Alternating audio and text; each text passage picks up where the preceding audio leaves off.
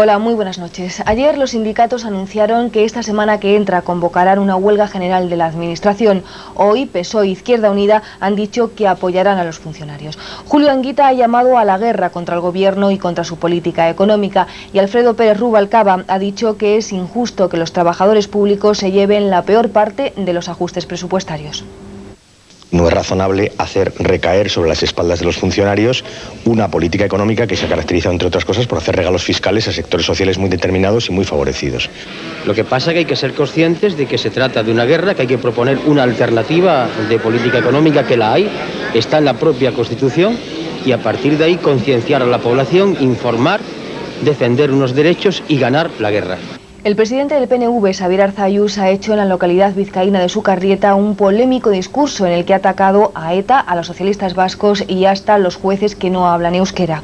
Arzalluz ha participado en Sukarrieta en un homenaje al fundador del partido, Sabino Arana, y allí ha lamentado que se critique de ETA su fin, conseguir la independencia de Euskadi, más que la violencia que utiliza.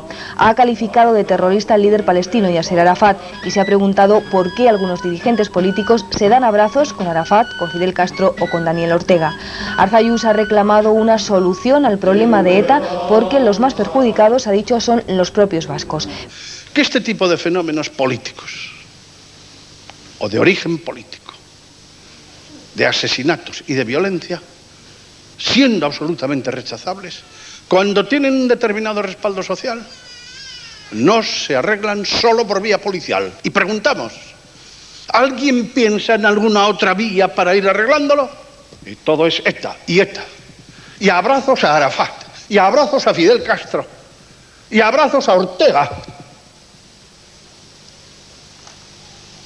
¿Quién ha sido más terrorista que Arafat? En el Océano Índico, junto a las Islas Comores, varios equipos de rescate trabajan para localizar a medio centenar de pasajeros del avión etíope siniestrado ayer. Son las primeras imágenes de la trágica caída al mar del Boeing 767 de las líneas aéreas etíopes, que ayer fue secuestrado por dos piratas aéreos de nacionalidad etíope y después de 4 horas de intento de negociación, terminó precipitándose en el Océano Índico. Había pasado demasiado tiempo. Los secuestradores seguían empeñados en desviar el avión a Australia y no creyeron al piloto cuando les comunicó que no tenía combustible suficiente para cumplir sus pretensiones. El resultado ha sido uno de los más sangrientos de la historia de la piratería aérea.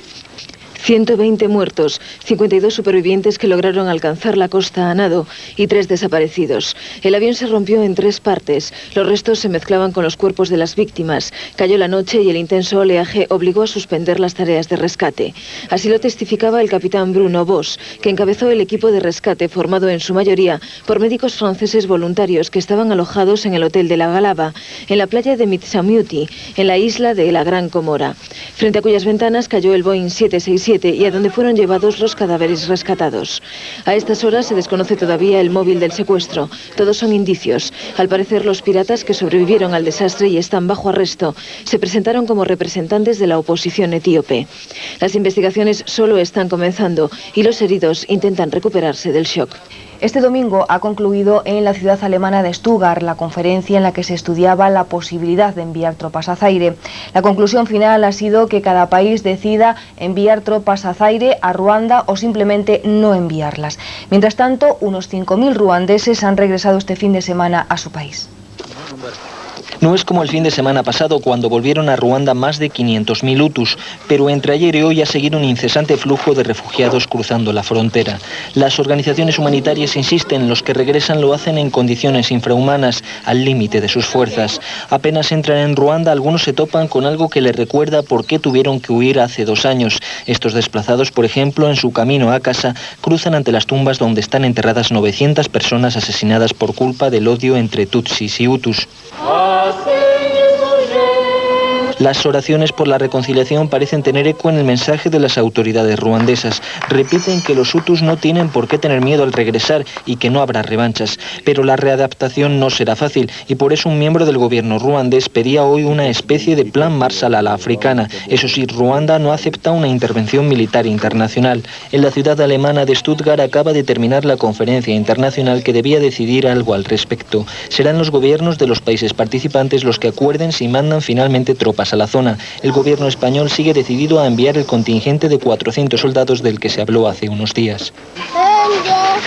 De momento, la única ayuda que reciben los desplazados es la que aportan las organizaciones humanitarias. En Francia, los sindicatos y la patronal de los camioneros, que mantienen una huelga desde hace una semana, han reanudado este domingo las negociaciones.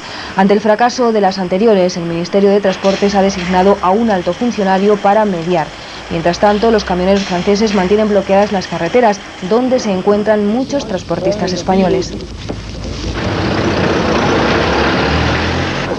El Real Madrid encabeza la tabla de la clasificación de la Liga de Fútbol. Este primer puesto lo ha conseguido esta tarde tras vencer por 4-2 al Valencia.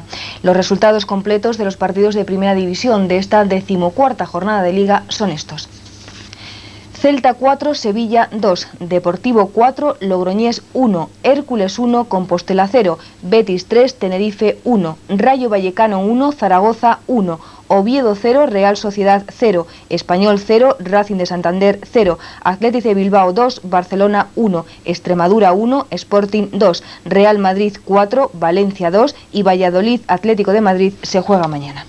Y la quiniela queda de esta manera: Valladolid Atlético de Madrid, como les hemos dicho, se juega mañana. Athletic de Bilbao Barcelona 1, Extremadura Sporting 2, Real Madrid Valencia 1, Celta Sevilla 1, Deportivo de La Coruña Logroñés 1, Hércules Compostela 1, Betis Tenerife 1, Rayo Vallecano Zaragoza X, Oviedo Real Sociedad X, Español Racing de Santander X, Mallorca Albacete X, Levante Leganés X, Lleida Toledo X y en el pleno al 15 Alavés Mérida X.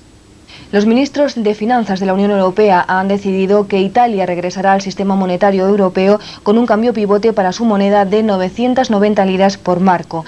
La primera reacción a esta noticia que hemos conocido ha sido la del ex primer ministro italiano Silvio Berlusconi, quien ha dicho que esta cotización no es favorable. Italia había propuesto un tipo de cambio central por encima de las 1000 liras por marco.